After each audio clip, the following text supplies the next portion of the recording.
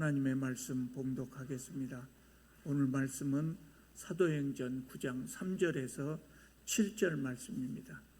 신약성경 201쪽에 나와 있습니다. 사도행전 9장 3절 말씀입니다. 사울이 길을 가다가 다메섹에 가까이 이르더니 호련히 하늘로부터 빛이 그를 둘러 비추는지라. 땅에 엎드러져 들으매 소리가 있어 이르시되 사울아 사울아 내가 어찌하여 나를 박해하느냐 하시거늘 대답하되 주여 누구시니까. 이르시되 나는 내가 박해하는 예수라. 너는 일어나 시내로 들어가라. 내가 행할 것을 내게 이를 자가 있느니라 하시니 같이 가던 사람들은 소리만 듣고 아무도 보지 못하여 말을 못하고 서 있더라. 아멘. 지난번에 사도행전 8장에서 우리는 예루살렘에서 시작된 복음이 온 유대와 사마리아에 어떻게 퍼져나갔는가 하는 것을 살펴보았습니다. 스데반의 순교로 인해서 예루살렘 교회에 박해가 시작되었고, 그래서 예루살렘 성도들은 이 박해를 피해서 온 유대와 사마리아 지역으로 흩어질 수밖에 없었다, 그렇게 말씀드렸습니다. 여러분, 예루살렘 성도들은 박해를 피해서 피난을 갔지만 그냥 숨어 지내기만 한 것이 아니고 두루 다니며 복음을 전했다 그랬어요. 예루살렘은 박해가 심했지만 예루살렘 주변의 다른 곳에서는 박해가 덜 심했던 것으로 보입니다. 이렇게 두루 다니며 복음을 전했던 사람들 중에 빌립이 있었습니다. 빌립은 사마리아 지역을 다니면서 많은 이적과 기사를 행했고, 그래서 수많은 사마리아 사람들이 예수님을 믿고 구원을 받았다 그랬습니다. 예루살렘에서 시작된 복음이 사마리아를 지났습니다. 그러면 다음 순서는 어디 갔습니까? 땅끝이 됩니다. 예수께서 승천하시기 전에 말씀하셨잖아요. 너희가 성령이 임하시면 권능을 받고 예루살렘과 온 유대와 땅끝까지 이르러 내 증인이 되리라 그러셨어요. 예루살렘에서 사마리아로, 그리고 이제 땅끝까지 복음이 전해져야 됩니다. 세계 선교입니다. 이 세계 선교가 어떻게 시작됐는가 오늘 본문 말씀은 전하는데요. 대부분의 사람들이 세계 선교는 사도 바울로부터 시작됐다고 알고 있어요. 그런데요, 오늘 제가 지금 9장 3절부터 봉독에 들었잖아요. 그런데 8장 마지막 부분을 건너뛰었어요. 이제 그 이야기를 조금 하고 넘어가려고 그래요. 8장 26절을 보면 빌립이 행한 또 하나의 행적이 거기가 나와 있어요. 빌립이 사마리아에서 선교 활동을 열심히 잘하고 있을 때 어느 날 주의 사자가 빌립에게 오셔서 말씀하셔요. 일어나서 남쪽을 향하여 예루살렘에 가서 가사로 내려가는 길까지 가라. 그곳은 광야니라 그랬어요. 사마리아에서 빌립이 선교 활동을 열심히 잘하고 있었는데 광야로 가라는 거예요. 여러분, 광야에 뭐가 있어요? 아무것도 없어요. 빌립은 사마리아에서 선교 활동을 하고 있는데 광야로 가라면 사람도 없어요. 누구에게 선교를 할 겁니까? 빌립은 순종하고 그곳으로 갔어요.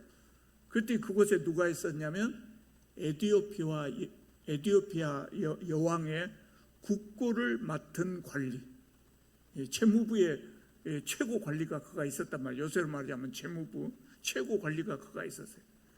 이 사람은 그냥 에티오피아 사람이 아니라 하나님을 아는 사람이에요. 에티오피아 사람이지만 하나님을 아는 사람이에요. 이런 사람들을 소위 경건한 사람이라고 성경에서는 기록하고 있어요. 그러니까 경건한 사람이 누구냐면 이방인인데 하나님을 믿고 여호와 신앙으로 개종한 사람들, 이런 사람들을 그 시대 경건한 사람이라고 불렀어요. 이 사람이, 이 관리가 예루살렘에 예배하러 갔다가 예배를 드리고 다시 자기 나라로 돌아가는 길이었어요. 그래서 빌립이 이 관리를 만나가지고 복음을 전하고 세례를 베풀었습니다. 이 사건은 사도행전에 기록된 최초의 외국인 선교 사례입니다. 그러니까 사도 바울이 세계 선교를 다니기 전에 빌립이 먼저 외국인에게 전도를 했다는 것이죠. 그리고 이제 오늘 9장 말씀입니다. 바로 이어서 오늘 9장 말씀인데, 오늘 9장 말씀은 해외 선교가 본격적으로 시작되기 전에 이 해외 선교를 맡을 사람이 어떻게 선택되었는가, 요거를 오늘 본문 말씀이 설명하고 있어요.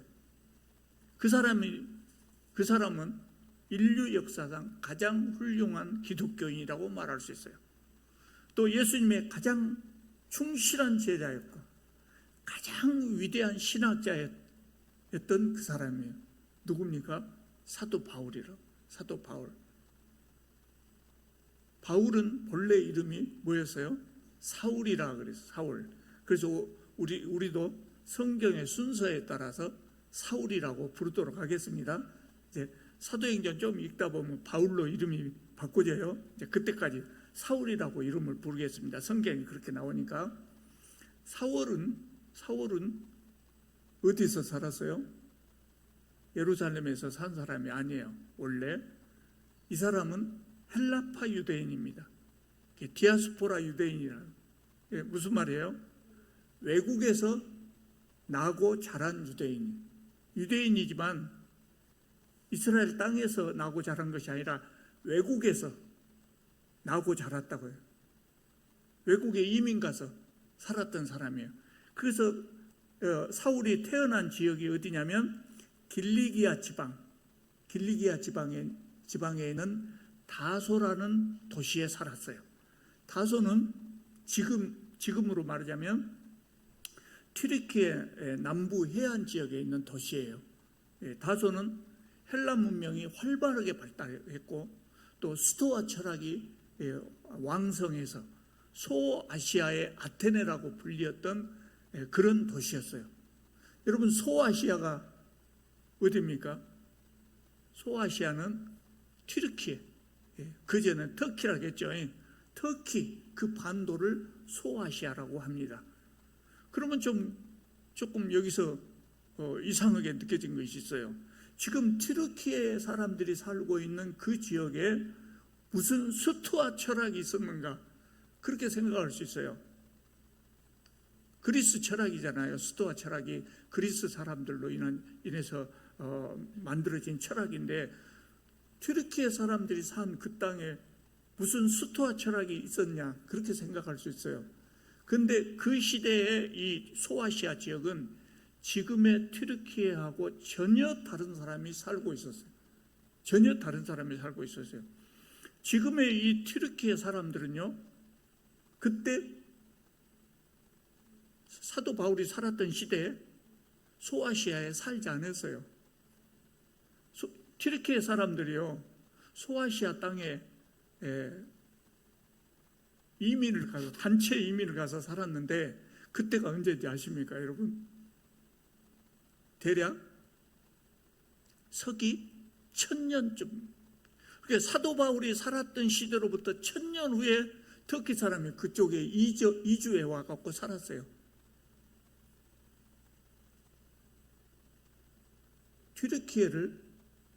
튀르키예란 말은 투르크라고 하는 말에서 나왔거든요. 근데 투르크라는 말은 우리에게 익숙하지 않아요. 우리에게 익숙한 말은 돌고리라는 말은 익숙해요. 튀르키예를 한자로 돌고리라고 쓰거든요. 그 돌골족이 어디가 있었냐면 중국 북쪽 지역에 살았었어요. 중국 북쪽 지역에 살던 사람들이 중국 사람들에게 떠밀려 갖고 중앙아시아로 이주하고 계속해서 서쪽으로 이주하고 하다가 이 튀르키예 땅까지 이주한 겁니다. 서기 1000년도에.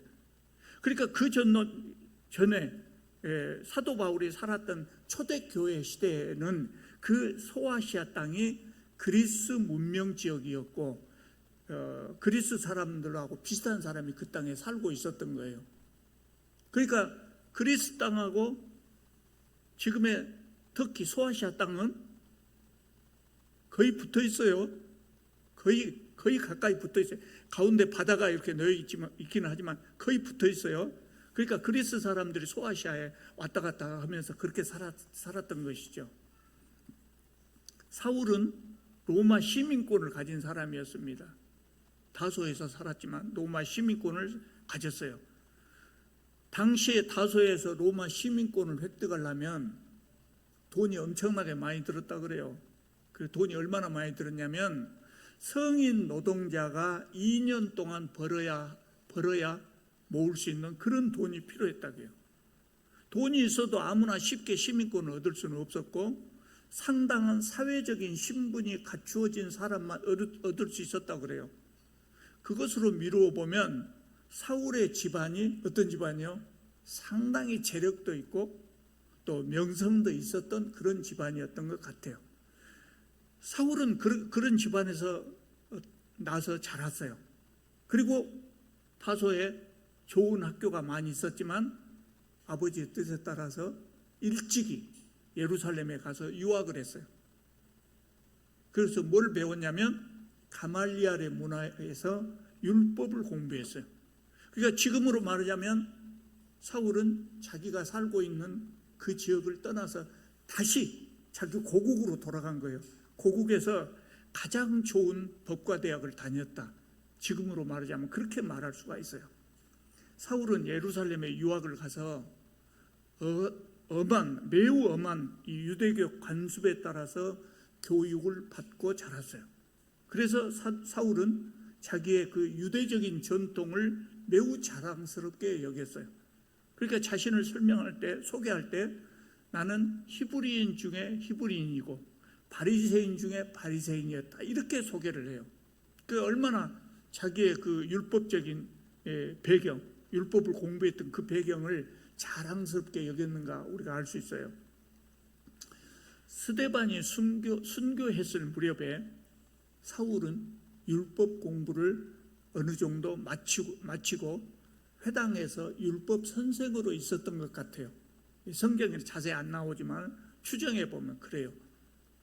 그리고 6장에서 스데반이 헬라파 유대인들의 회당에서 헬라파 유대인들하고 토론을 하잖아요.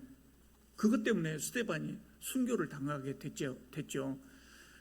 그래서 스데반이 헬라파 유대인의 회당에서 토론을 할 때 사울도 아마 그곳에 같이 있었을 것으로 생각을 합니다. 왜 그러냐면 스데반이 순교할 때 그 현장에 사울이 증인으로 가 있었거든요. 그러니까 사울이 예수님을 만나기 전에는 얼마나 흉악한 사람인가를 알 수 있죠. 우리가 8장에서 살펴본 것처럼 스데반이 순교한 후에 사울은 예루살렘에서 기독교인들의 집을 가가호 돌아다니면서 수색하고 남녀를 불문하고 기독교인이라고 하면 다 잡아다가 옥에 가둔 사람이에요. 그리고 오늘 9장 1절 2절 여기를 보면 사울이 예루살렘에서 기독교인을 박해하는 것만으로 부족해가지고 다메섹에까지 가서 기독교인을 잡으려고 대제사장에게 공문을 받을 정도였어요. 그러니까 사울이 얼마나 열성적인 유대교 신자였던가 알 수 있죠. 다메섹은요 예루살렘에서 상당히 멀어요. 240km나 떨어졌대요. 그러면 지금처럼 차가 있을 때가 아니고 걸어서 가야 되는데 얼마나 먼 거리입니까? 그곳을 사울이 기독교인을 잡으러 거기 갔다고요. 다메섹은 다윗 왕 시절에 이스라엘의 영토였어요. 다윗 왕이 가장 강한 왕이었기 때문에 거기까지 이스라엘의 영토에 포함되어 있었어요. 그런데 그 후로 나라가 약해졌기 때문에 이 땅을 시리아에 뺏겼다가 다시 찾았다 뺏겼다 다시 찾았다 그랬어요. 그러니까 그곳에 유대인들이 당연히 살고 있었겠죠. 다윗 왕 시절에 거기가 이스라엘의 땅이니까. 그래서 유대인들이 그곳에 많이 이주해 갖고 살고 있었다고요. 그러니까 사울 시대에 유대인들이 한 5만 명 정도, 또 회당도 30개나 되는 회당이 그 다메섹에 있었다 그래요. 그러니까 예루살렘에 있었던 성도들이 박해를 받으니까 아무 데나 가서 살 수 없잖아요. 그래서 유대인들이 살고 있는 이 다메섹에 피난 간 사람이 많이 있었죠. 그래서 사울이 그 피신한 사람들을 잡으러 지금 가고 있었다 그 말입니다. 그런데 이제 3절을 보면은요, 3절을 보면 사울이 다메섹에 가까이 갔을 때 갑자기 하늘에서 강한 빛이 사울에 둘러 비쳤다 그랬어요. 얼마나 강한 빛이었는지 사울이 깜짝 놀라서 땅에 끄끄러졌어요. 그때 하늘에서 소리가 들립니다. 사울아, 사울아, 네가 어찌하여 나를 박해하느냐? 사울이 깜짝 놀라서 대답합니다. 주여, 누구십니까? 나는 네가 박해하는 예수다. 사울이 얼마나 놀랐을까요? 사울이 생각하기에 예수라는 사람은 어떻게 됐어요? 십자가에 못 박혀서 죽고 말았다. 그렇게 생각하고 있어요. 사울은. 물론 예수님의 제자들이 예수께서 부활하고 승천했다고 그렇게 말을 전하고 다녔지만 말도 안 되는 헛소리라고 생각하고 있었단 말이죠. 그런데 그 예수님을 만난 겁니다. 사울이 땅에서 일어나 눈을 떴지만은 아무것도 보이지 않았다 그랬어요. 그래서 다른 사람들이 사울을 데리고 다메섹으로 데리고 들어갔어요. 9절을 보면 사울은 사흘 동안 눈을 뜨지 못하고 식음을 전폐하고 있었다 그랬어요. 왜 그랬을까요? 사울이 얼마나 혼란스러웠겠습니까? 사울의 머릿속이 얼마나 혼란스럽겠습니까? 예수님과 예수님을 따르는 사람들을 전부 이단으로 단정하고 지금까지 박해해 왔는데 예수님이 나타났다. 부활하신 예수님이 나타나셔서 하나님의 아들이시다고 하는 것을 증명해서 보여주셨단 말이죠. 그러니까 사울이 이때까지 자기가 배웠던 성경에 관한 모든 지식체계, 그리고 자신이 그동안 정립했던 신앙관이 완전히 뒤바뀌어지는 충격적인 경험을 한 겁니다. 예수께서 진정 메시아인가?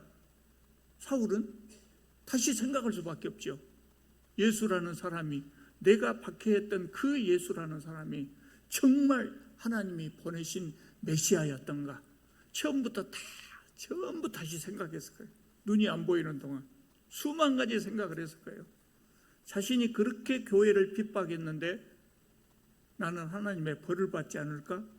겁도 났을 거예요. 그래서 그 충격으로 아마 음식을 삼킬 수가 없었고, 그래서 금식하며 기도한 것으로 보입니다. 10절을 보면 사울이 다메섹에 들어갔을 때 예수께서 아나니아라 하는 사람을 보냈습니다. 그래서 아나니아가 사울에게 가서 안수를 했더니 사울의 눈에서 비늘 같은 것이 벗어지고 다시 보게 되었다 그랬어요. 이때부터 사울은 기독교인이 된 겁니다. 사울이 다메섹 도상에서 체험한 것 정말 놀라운 일이죠. 놀라운 기적을 체험. 승천하신 예수님을 만났고 예수님의 음성을 들었고 눈이 멀었다가 다시 낫는 기적을 체험했어요. 근데 이 체험이 참 엄청난 체험이지만 그것보다도 더 엄청난 사건이 사울에게는 나타났어요. 그게 뭐냐면 사울이 변화됐다. 사람이 변화. 사울이라는 사람이 변화됐다. 사울이 변화된 그 모습에 비교하면 사울이 경험한 기적이 별것이 아닐 정도로 사울에게는 엄청난 변화가 일어났어요. 자신이 그렇게 박해하던 그리스도를 증거하면서 평생 동안 이방인들에게 복음을 전하는 사역을 담당했던 것이죠. 삶이 180도 변한 거죠. 여러분, 우리도 신앙생활을 하다 보면 여러 가지 체험을 하게 됩니다. 어떤 사람은 찬양을 열심히 하다가 깊은 감동을 받기도 하고, 어떤 사람은 설교를 듣다가 깊은 감동을 체험하기도 하고, 어떤 사람은 신비로운 기적을 체험하기도 하고. 그런데 체험이 체험으로만 끝나면 아무 의미 없어요. 체험이 체험으로만 끝나면 아무 의미가 없어요. 그럼 그 다음에 뭔 일이 일어나야 되겠습니까? 변화가 돼야 됩니다. 사람이 변화해야 돼요. 사람이. 그 체험으로 인해서 사람이 변하는 거예요. 하나님께서 우리에게 체험을 주시고 감동을 주시는 이유가 뭐냐면 우리를 변화시키기 위해서 그래요. 그 변화가 사울에게 일어난 겁니다. 사울이 어떻게 변했습니까? 예수님을 반대하던 사람이 예수님을 위해 헌신한 사람이 되었단 말이죠. 그리고 더 큰 변화가 있었는데, 그 변화는 뭐냐면 공로와 의의를 중시하던 율법주의적인 사람이었던 이 사울이 예수님의 은혜만을 의지하는 참된 신앙인이 되었어요. 여러분, 율법주의라고 하는 것은 기독교인의 입장에서 봤을 때 안 좋은 것이죠. 율법주의는 안 좋은 것이에요. 근데 사도 바울은 예수님을 믿기 전에 율법을 많이 공부한 사람이에요. 그러니까 율법에 완전히 찌들어져 있는 사람이에요. 자기 가치가 율법이에요. 율법주의예요. 그랬던 사람이 변화되어 가지고 하나님의 은혜만을 의지하는 그런 사람으로 변화된 거예요. 자신만 변화될 뿐만 아니라 일평생 동안 율법주의와 싸웠어요. 우리가 잘 아는 로마서, 갈라디아서, 바로 이것에 대한 글이에요. 일평생 동안 율법주의하고 싸우면서 오직 하나님의 은혜만을 의존하라고 가르쳤어요. 사울이 얼마나 예수님만 의존하는 사람이었는가 하면 빌립보서 3장에 보면 그렇게 나와요. 얼마나 하나님의 은혜만 의존했냐면 과거에 자기가 가지고 있었던 모든 자랑거리를 다 버린 정도가 아니라 오히려 해로 여겼다 그랬어요. 해로 여겼다. 세상의 자랑거리뿐만 아니라 종교적인 자랑거리, 자신의 종교적인 업적까지도 다 버렸다 그랬어요. 하나님을 위해서 헌신했던 것, 과거에 율법을 철저하게 지켰던 것, 이런 것을 다 해로운 것으로 여겼다 그랬어요. 왜 그랬을까요? 그거 다 귀한 것이잖아요. 다 귀한 거예요. 근데 다 해로운 것으로 여겼다. 왜 그랬냐면 그것으로 인해서, 자기의 업적으로 인해서, 자기의 공로로 인해서 마음이 교만해져 가지고 예수님의 은혜를 덜 의지할까 봐 모든 것을 해로 여겼다 그랬어요. 사울은 예수님을 만나서 변화되고 과거에 자기에게 자랑스러웠던 이런 것들을 전부 해로 여길 정도로 사람이 변화된 겁니다. 여러분, 부활을 의심한 사람들이 많이 있어요.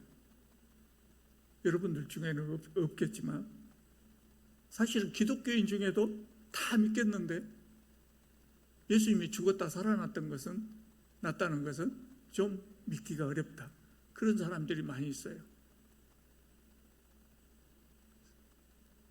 사울이 변화된 것은 부활을 증거하는 증거가 됩니다. 또 여러분, 사울은 어떤 사람입니까? 예수님을 만나기 전에 기독교를 박해하고 사람을 잡아다가 감옥에 가두고 기독교를 반대하고 미워할 정도가 아니라 적극적으로 나서서 기독교인들을 감옥에 가두고 기독교가 전파된 것을 막고 그랬던 흉악한 사람이었다고 해요. 그런데 사울이 갑자기 변화되어 가지고 오히려 기독교를 전하고 다녔다고 해요. 놀라운 일이 벌어진 것이죠. 이것이 기적이 아니고 뭐겠어요? 여러분, 우리가 바꿀 수 없는 것 중에, 바꿔지지 않는 것 중에 가장 바꿔지지 않는 것이 뭘까요? 제가 생각할 때는 신념인 것 같아요. 신념. 내가 옳다고 믿었던 것, 신념. 그것을 바꾸는 것은 대단히 어려워요. 사람이 잘 안 바꿔진다고 하잖아요. 신념을 바꾸는 것은 대단히 어려운 일이에요. 그런데 사도 바울은 어느 날 갑자기 변하거든요. 사도 바울이. 사도 바울의 주위에 있던 사람들도 사도 바울을 보고 굉장히 놀랐을 거예요. 놀랍게도 사람이 기적처럼 변합니다. 왜 변했어요? 왜 변했을까요? 예수님을 만났기 때문에. 부활하신 예수님을 만났기 때문이에요. 부활하신 예수님을 만나면 사람들이 다 변합니다. 예. 어저께까지 형편없던 사람이 부활하신 예수님을 만나면 변하게 된다. 그렇게 변화된 사울의 그 모습이 예수님의 부활을 우리에게 증거해 주고 있어요. 사울은 기독교의 입장에서 보면 교회를 박해한 흉악한 사람이었지만 사실은 하나님께서 사용하시려고 미리 준비한 사람이었어요. 여러분, 지금의 기독교인의 입장에서 볼 때 사울이 없었다면, 사도 바울이 없었다면 기독교가 이만큼 존재하기가 어려웠을 것이라고 사람들은 이야기를 합니다. 물론 하나님께서도 다른 사람을 사용하실 수도 있겠지만 있는 그대로만 보면 지금 있는 기독교에서 사도 바울을 똑 떼어내면 기독교가 거의 없어져 버려요. 그 정도로 사울이 대단한 사람이었거든요. 그런데 그를 하나님이 미리서 준비시켰다고요. 어떻게 준비시켰습니까? 첫째로 사울은 실력을 갖춘 사람이에요. 실력. 뭔 실력을 갖췄어요? 헬라의 문화와 언어. 그거를 가지고 있었어요. 또 뭘 가지고 있었어요? 예루살렘에 유학 가서 율법을 제대로 공부한 사람이에요. 그러니까 율법을 공부했단 말은 뭔 말이에요? 신학을 공부했다. 요새 말을 말하자면 신학을 공부했다. 성경, 구약 성경을 잘 공부했다는 거예요. 실력이, 사도 바울이요, 실력이 대단한 사람이에요. 머리가 참 좋았던 것 같아요. 나중에 선교 활동을 하고 다니면서 설교를 하고 또 우리에게 성경을 얼마나 많이 남겼습니까? 사도 바울이. 그것을 보면 사도 바울이 정말 머리가 좋고 그랬던 것 같아요. 사울이 이후에 이제 이방 선교를 하고 다니는데 그동안 배워왔던 헬라의 언어와 문화가 이방 선교에 큰 도움이 되죠. 그리고 예루살렘의 유학에서 배웠던 이 율법, 구약 성경, 이것은 기독교의 복음을 이론적으로 정립하는 데 큰 도움을 줍니다. 또 두 번째로 사울은 어떤 준비가 되어 있었냐면, 사실 이거 준비라기보다도요, 삶의 역전이라고 말할 수 있는데, 교회를 박해했잖아요. 교회를 박해했잖아요. 그것을 평생의 짐으로 사도 바울은 짐으로 지고 살았어요. 그래서 교회를 박해한 그 죄 때문에 겸손한 삶을 살았어요. 기독교 역사상 가장 위대한 사도였음에도 불구하고 이 부끄러운 경력 때문에 항상 겸손을 잃지 않았어요. 본인을 뭐라 그래요? 죄인 중에 괴수다. 나는 죄인 중에 괴수다. 왜냐하면 예수님을 믿는 사람들을 박해오고 다녔기 때문에. 그래서 겸손을 늘 유지할 수 있었어요. 오늘날에도 많은 목사들이 성공적인 목회를 한 다음에 오히려 교만해져 가지고 마지막을 부끄럽게 마무리하는 것을 많이 봐왔거든요. 그래서 사도 바울은 자신의 허물을 부끄럽게 여기고 평생 겸손하게 살았어요.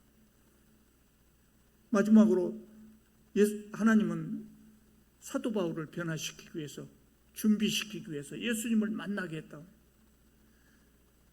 예수님을 만난 체험이 사도 바울 속에 있었기 때문에 이것이 평생 자신의 확신으로 굳어져 가지고 예수님을 전하러 전 세계를 떠돌아다닐 때 갖은 박해를 당해도 굳게 믿음을 지킬 수 있었던 것이죠. 여러분, 예수님을 진짜 예수님을 한번 만나면 절대 신앙이 흔들리지 않겠죠. 사도 바울이 예수님을 만났어요. 사도 바울이 이후로도 복음을 전하고 다닐 때 굉장히 힘든 삶을 살았어요. 사도 바울은 복음을 전하면서 많은 박해를 당했으니까. 그런데 어떻게 견뎌냈을까요? 예수님을 만났기 때문이에요. 이후로도 사도 바울은 예수님을 두세 번 더 만납니다. 사도 바울이 힘들 때 예수님이 와서 사도 바울을 만나줍니다. 그 예수님을 만난 사람하고 안 만난 사람은 다르단 말이에요.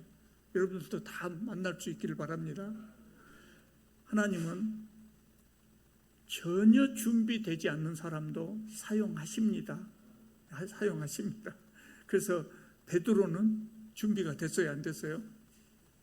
베드로가 예수님을 만났을 때는 하나도 준비가 안 됐어요. 그런데 베드로도 사용하셨어요. 물론 베드로를 3년 동안이나 훈련시켰죠. 사용하셨어요.